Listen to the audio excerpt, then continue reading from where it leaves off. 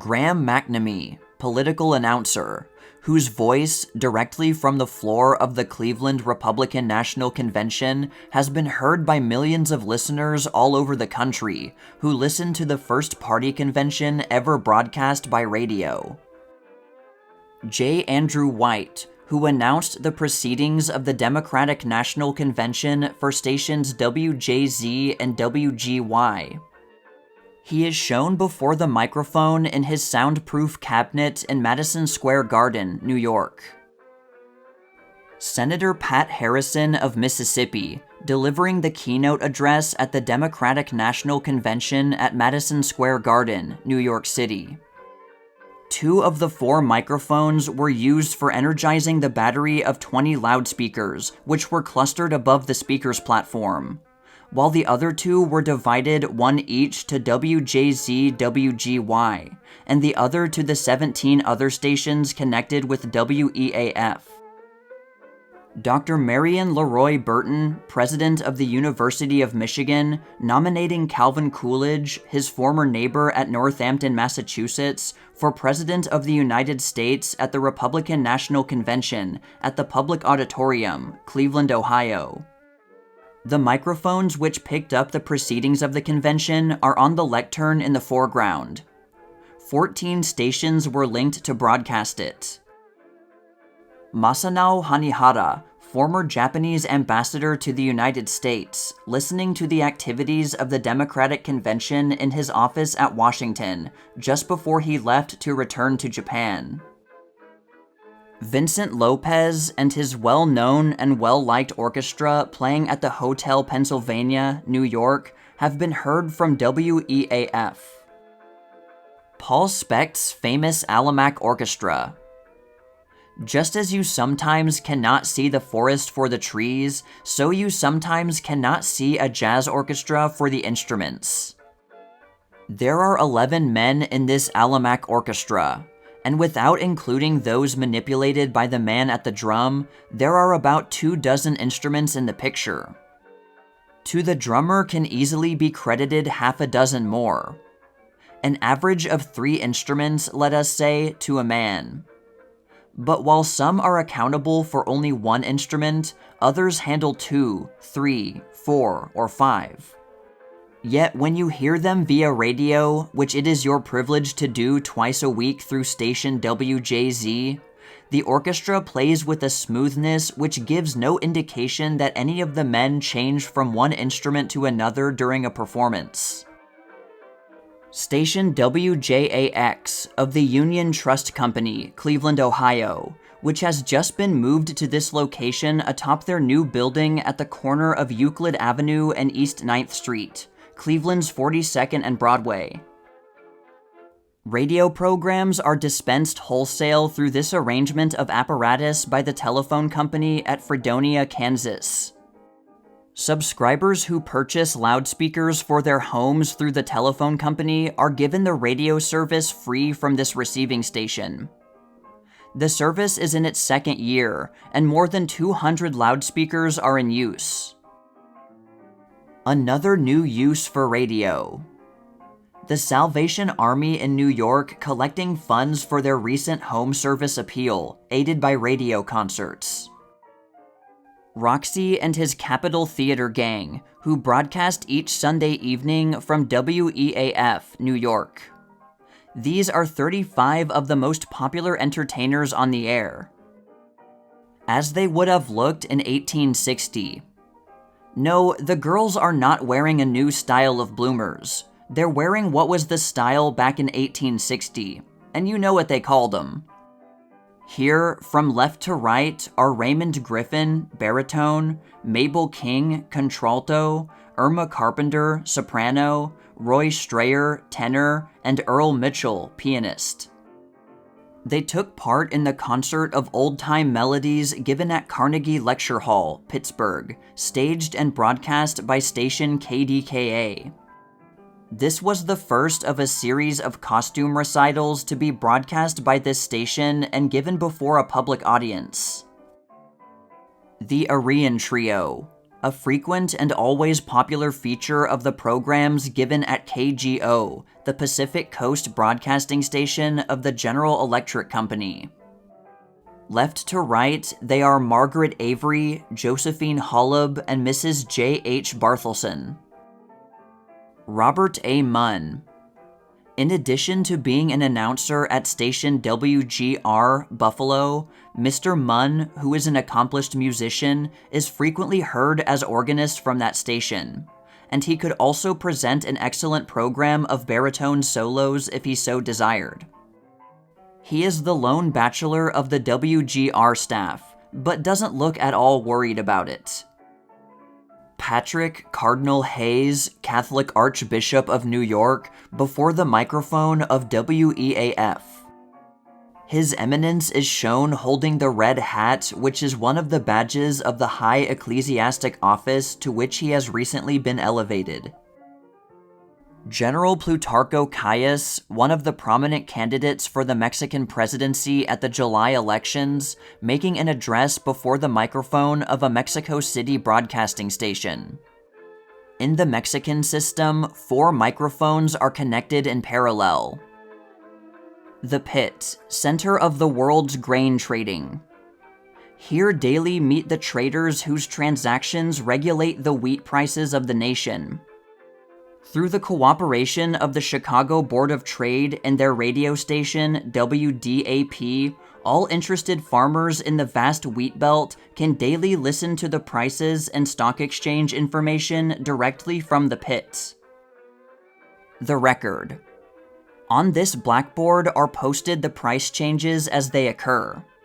The radio operator gets his information here and sends it broadcast.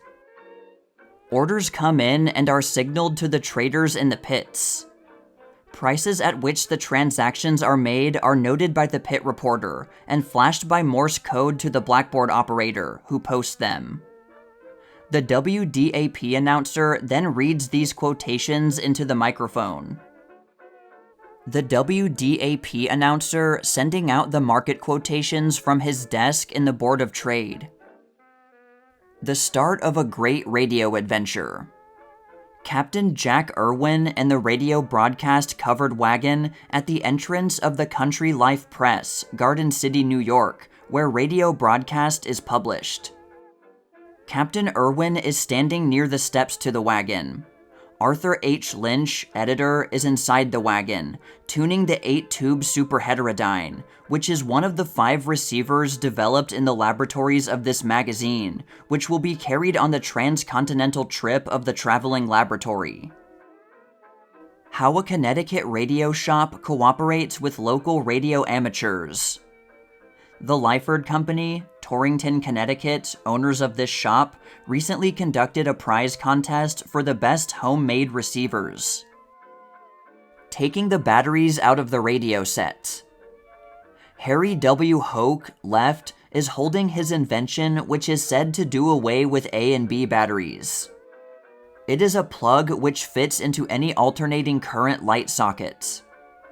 William Dubilier, radio manufacturer, is pointing out to the audience of radio editors the first model of the device.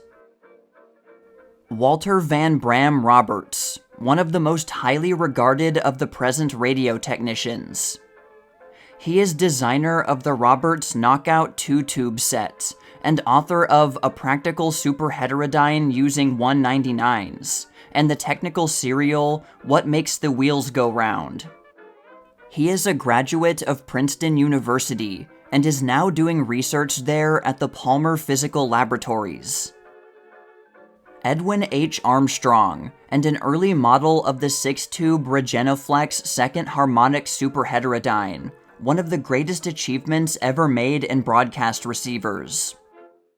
The young inventor at one time studied under Professor J. H. Moorcroft at Columbia University, New York City. Much of his present radio experimental work is being done at the Marcellus Hartley Laboratory at Columbia. Radio, farthest south in the United States. Lazy Gulf of Mexico clouds and the tall towers of the Navy's high-power radio station NAR at Key West, Florida. Radio aided the Goodyear 3 to win the recent national balloon race. Pilot Ward T. Van Orman carried a 4-tube reflex set which he built himself. The photograph shows the start of the race at San Antonio, Texas. During the winning flight of the Goodyear 3 to Rochester, Minnesota, where the balloon landed, stations at Los Angeles, Cleveland, Davenport, Springfield, Massachusetts, Troy, and Schenectady were among those heard. The Goodyear Radio Club of Akron, Ohio, arranged with 16 broadcasting stations to send out regular meteorological information, which proved of great value in navigating the balloon. Secretary Wilbur of the Navy, inspecting the Central Naval Radio Control Office in Washington, where the high-power stations at Arlington, Annapolis, Sayville, and others are controlled. The radio printer, designed and developed by William H.G. Finch, radio editor of the New York American, for the International News Service. The system uses a radio transmitter of 200 watts power and a wavelength from 60 to 150 meters. This is the transmitting sending typewriter and instrument panel. The receiving radio typewriter and its inventor, W.H.G. Finch, write, "An accuracy of 99.5% at 65 words a minute was attained at its first public trial at the Waldorf Hotel, New York, during a recent convention of newspaper publishers." This superheterodyne is bringing in WOO Philadelphia on a loop on 43rd Street, New York. A proper setting for a superheterodyne. One of the 8-tube superheterodynes, built in the Radio Broadcast Laboratory, operating on a loop beside the North Pool in the gardens of the Doubleday, Page & Company plant, where radio broadcast is published. A radio receiver can be ornamental and decorative, as well as useful. Young English radio constructors at work building their own at the Plymouth Junior Technical School. Radio fog signals are now being sent from Ambrose Channel light vessel. So radio supplements the present warnings to navigators, which are in the form of light, and sound both submarine and atmospheric. The Lighthouse Service is installing duplicates of this 250-watt continuous wave transmitter on various lightships at important places. The transmitter operates during thick weather and sends on a wavelength of 1,000 meters. Major Edward E. Bowie, Chief United States Weather Bureau forecaster. For many years, the Bureau has used radio telegraph agencies to broadcast their forecasts and condition of weather reports, many of which went from NAA signed Bowie. Now the telephone broadcasting stations are used for the same excellent and helpful purpose. The laboratory at Mamaroneck, New York, where development work is being done on the phonowire, which magnetically preserves voice or music of a radio program, and by a reversal of the recording process can retransmit the record. The experimental transmitter at the Siegel Laboratories. Reproductions of the recorded radio programs are frequently sent out on this amateur broadcasting station of 200 watts power, known on the air as 2BOH. WGY coming in over the loudspeaker. W.R. Siegel, owner of the laboratories, where development work is now being done with the phonowire, is standing with the microphone, and I.R. Lounsbury, in charge of the laboratory, is at the left. The recording device is at the right, the amplifiers in the large center cabinet, and the radio receiving apparatus at the extreme left. The special instrument house and antenna used at WGY for sending their programs out on 107 meters for rebroadcasting. A special heavy mast is used to prevent swinging and consequent changes in wavelength. The antenna itself is made of 3/8-inch hemp wound with many fine bare copper wires. WGY and WGY2 seen from an airplane.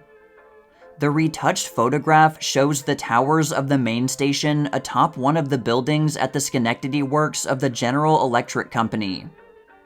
Both transmitters, the 107-meter one and the 380-meter one, are connected to the control room and studio, which serves for both. H.J. Walls, Assistant Radio Engineer of the Bureau of Standards, Washington. He is shown adjusting the radio relay mechanism which sets the clock by Naval Observatory time from station NAA at Arlington. By a system of relays controlled by the clock, Mr. Walls can set noisy alarms and turn on and off any number of lights. By the use of this device, domestic electric stoves can be regulated while the housewife is out shopping or at the movies.